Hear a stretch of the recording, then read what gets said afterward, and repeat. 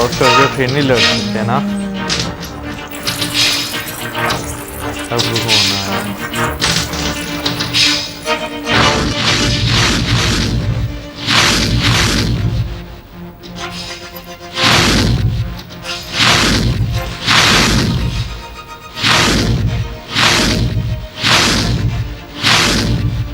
मैंने देखा एक तरह से वही था। सर पे लगा है? लग रहा है।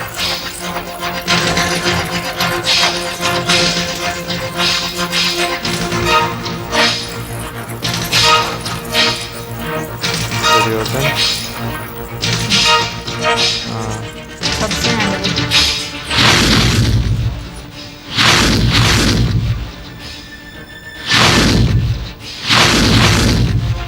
राजा सबसे अभी शकुनी मामा रहते हैं।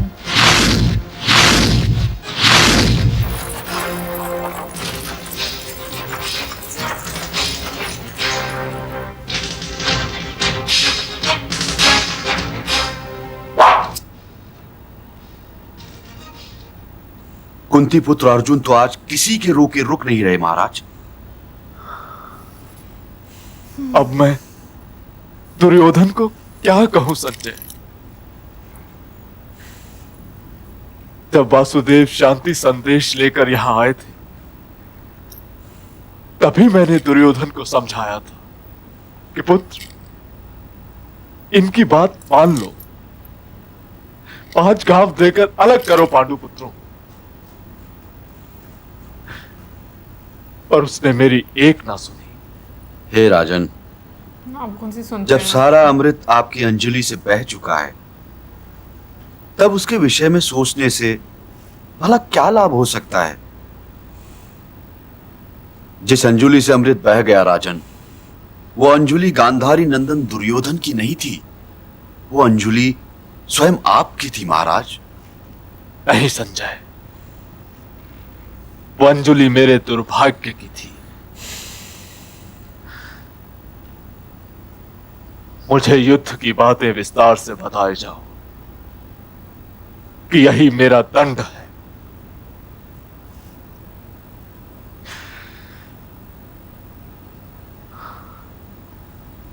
कुंती पुत्र अर्जुन की चढ़ाई से घबराकर गांधारी नंदन दुर्योधन आचार्य द्रोण की ओर जा रहे हैं महाराज।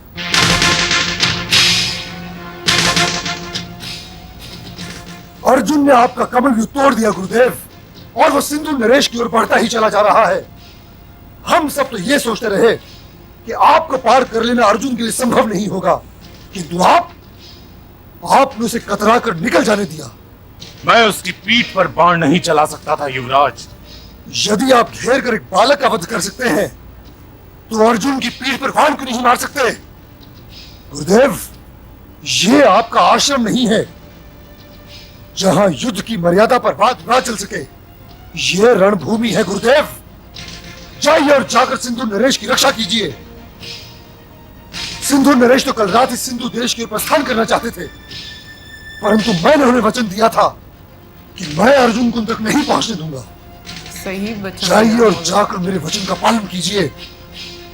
मेरा यहां से जाना उचित नहीं है वत्स। मैं सिंधु नरेश का अंग रक्षक नहीं हूं।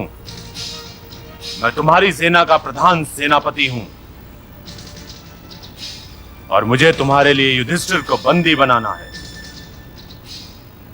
जयद्रथ की रक्षा के लिए तुम जाओ, मैं यहां ठहरकर युधिष्ठिर की प्रतीक्षा करूंगा। इस समय अर्जुन उसके साथ नहीं है, इसलिए उसे बंदी बनाने में मुझे कोई कठिनाई नहीं होगी। सिंधु नरेश की रक्षा के लिए तुम जाओ। जो आज्ञा गुरुदेव। मन की बात कर दी है। सारथी।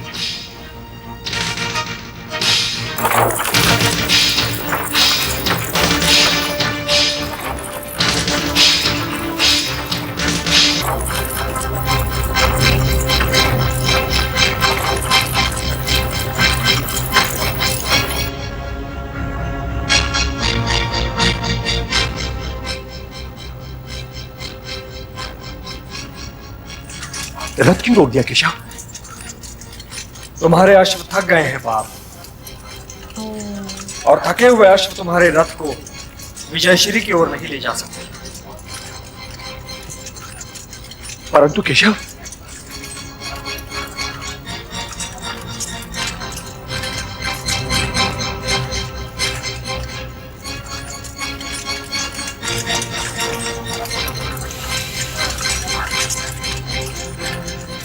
अब सूर्यास्त में बहुत देर नहीं है केशव। हाँ, बहुत देर तो नहीं है।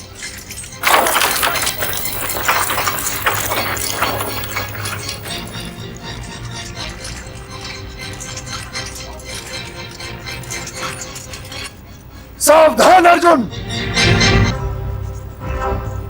दुर्योधन, अर्जुन अभी अपने रथ पर नहीं है, और युद्ध के जो नियम बने थे उसमें एक नियम यह भी था कि किसी पैदल पर कोई महारथी आक्रमण नहीं करेगा। वो नियम पितामह ने बनाए थे वासुदेव, मैंने नहीं। मेरा नियम यह है कि शत्रु जहां मिले, जैसे मिले, उसे वहीं मार डालना चाहिए। सावधान! अब मुझे लग रहा है इंतजार क्या है, देखिए इसका ये नियम उल्लंघन करेगा ना सामने, तो वो मेरे हाल में जो सूरज नहीं डूबेगा। हाँ, फिर भी वक्त कर देंगे।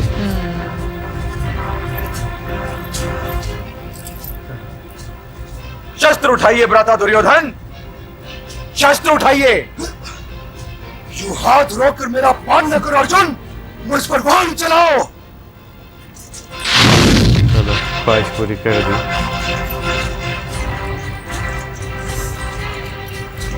चक्कर आ गई थी। बोलने में ही सारी ताकत चली जाती है।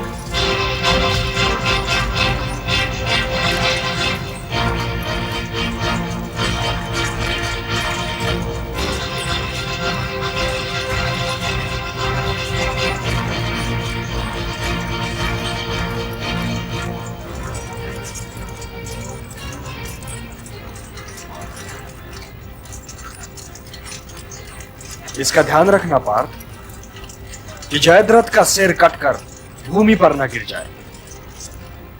उसके पिता का यह वरदान था कि जो उसके सिर को काटकर भूमि पर गिरा दे, स्वयं उसके सिर में एक विस्फोट होगा और वो टुकड़े टुकड़े हो जाएगा। इसलिए ऐसा बाण चलाना पार्थ कि जयद्रथ का सिर कटकर उसके पिता की ही गोदी में गिर जाए। यही उसकी मुक्ति का मार्ग है। ऐसा ही होगा केशव।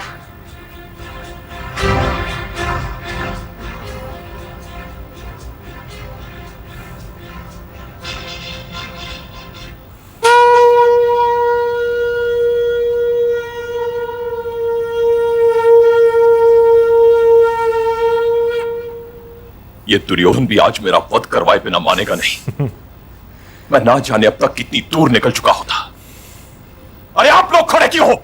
अर्जुन का रथ रोको। ये सूर्यास्त क्यों नहीं हो रहा? अब सूर्यास्त हो भी जाए, नियम तो टूट गए हैं। लेकिन सूर्यास्त नहीं होगा ना, क्योंकि कृष्ण जी जो हैं उन्होंने हाँ। वो देखो उन्होंने इंतजार किया। अब जब वो बोला जाएगा कि क्या बोलते हैं, प्रकृति हाँ, हाँ। मतलब उसने छल किया है, तो फिर वो आंसर कर सकेंगे ना कि छल तो तुम लोगों ने किया है। तो मुझे जहाँ तक याद है कि इस तरह का ही कोई सिचुएशन होती है। बट चलें, वो तो कल पता चल ही जाएगा। लेकिन छल होना शुरू हो चुके हुए हैं जब से अभिमन्यु जो हैं वो वीर गति को प्राप्त हुए हैं, तो उसके बाद से तो यानी कि वहीं से छल जो है वो शुरू हो गए हैं। बट आज की वीडियो में ना एक चीज़ जो समझ में आई ना, जैसे कृष्ण जी बोलते हैं ना कि तुम भारतवंशी प्रतिज्ञा लेने में इतने मतलब व्याकुल क्यों रहते हो, हाँ। शायद यही वर्ड यूज़ किया था।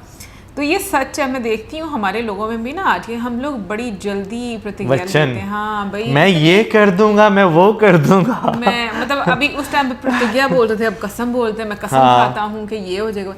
तो बेसिकली आज ये वाकई में बड़ा इम्पॉर्टेंट लेसन है आज की वीडियो में कि प्रतिज्ञा बंद नहीं होना चाहिए, कसम नहीं खानी चाहिए, अपने आप को बाउंड नहीं करना चाहिए।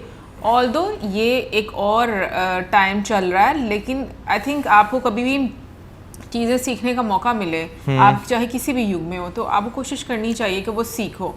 बाकी उत्तरा की बात करें, उत्तरा ने बहुत अच्छा मतलब इसमें भी रोल प्ले किया, जिस तरीके से वो एक शोक का उन्होंने असल में वो स्टेट उनकी एक ऐसी थी कि उन्हें यकीन नहीं था आ रहा हाँ कि ये हो चुका हुआ है। मुझे ना महाभारत में एक चीज़ इतनी खूबसूरत लग रही है कि मैं ना हर करेक्टर की सिचुएशन को ना रिलेट कर पा रही हूँ प्रेजेंट टाइम के साथ भी, कि यहाँ पर जैसे कुछ होना होता है बच्चे के साथ, माँ बहुत रेस्टलेस हो जाती है, बाप बहुत रेस्टलेस हो जाता है, यूजुअली हम माँओं का ज़्यादा देखते हैं। फिर उसके बाद जब किसी अपने की मृत्यु हो जाती है, उसके बाद आपकी जो मेंटल स्टेट है वो किस तरह की होती है, आप किस तरह से रिएक्ट करते हो। तो वो सारी चीज़ें वो आप इतनी रिलेटेबल है ना कि आपको लग रहा होता है कि यार ये सब चीज़ें तो आज के टाइम में भी जो है वो हो रही हैं। तो बाकी इसमें कोई शक नहीं है, मैंने तो जहाँ तक देखा है सब बहुत बड़े बड़े महारथी हैं, बट अर्जुन सबसे ज़्यादा स्ट्रॉन्ग दिखाए गए हैं, क्योंकि उसका रीज़न यही दिखाया गया है। जैसे बड़े बड़े महारथियों को उन्होंने जो है वो नहीं, जैसे मुझे तो ये समझ आती है कि जैसे गुरुवर उनके बारे में बोलते हैं कि वो इसलिए प्रिय शिष्य हैं उनके, क्योंकि उनके अंदर हमेशा क्यूरियोसिटी रही है कुछ नया सीखने की और आगे बढ़ने की। वो जो उन्होंने सिखा दिया सिर्फ वहाँ तक वो सीमित नहीं रखा उन्होंने। तो मुझे ये चीज़ अच्छी लगी। और दूसरा मैं ये कहूँगी कि जो दुर्योधन की बात करें तो दुर्योधन में मुझे नहीं पता अभी तक जिस तरीके से दर्शाया जा रहा है, मुझे ऐसे लग रहा है कि वो बातें ज़्यादा करते हैं और मतलब कैरेक्टर जो हम आज के टाइम में भी ऐसा देखते हैं कि उतना पोटेंशियल होता नहीं जितना वो बातें करके और अग्रेसिव अपना एक रिएक्शन देते हैं। और दुर्योधन के पिताजी की अगर हम लोग बात करें वो तो एज यूजुअल बेचारे, नहीं बेचारे के साथ साथ यार कभी कभी बंदा ना माथा पकड़ के बैठ जाता है ऐसे लोगों पर, क्योंकि आज के टाइम में भी हैं ऐसे लोग, दुनिया जहाँ के सारे जुल्म उन्हीं के साथ होते हैं। ऐसे ही लग रहा होता है हर चीज़ से, हर साइड से वो अपने आप को कैसे मतलब सिक्योर करने की कोशिश करते हैं, दूसरों को इल्ज़ाम देते हैं ना। सही बात है। तो उस लिहाज से मुझे लग रहा था। बाकी कमेंट सेक्शन में आप जरूर बताइए कि आपका क्या कहना है इस बारे में। मिलेंगे नेक्स्ट वीडियो में। सब्सक्राइब करना मत भूलना। Good bye.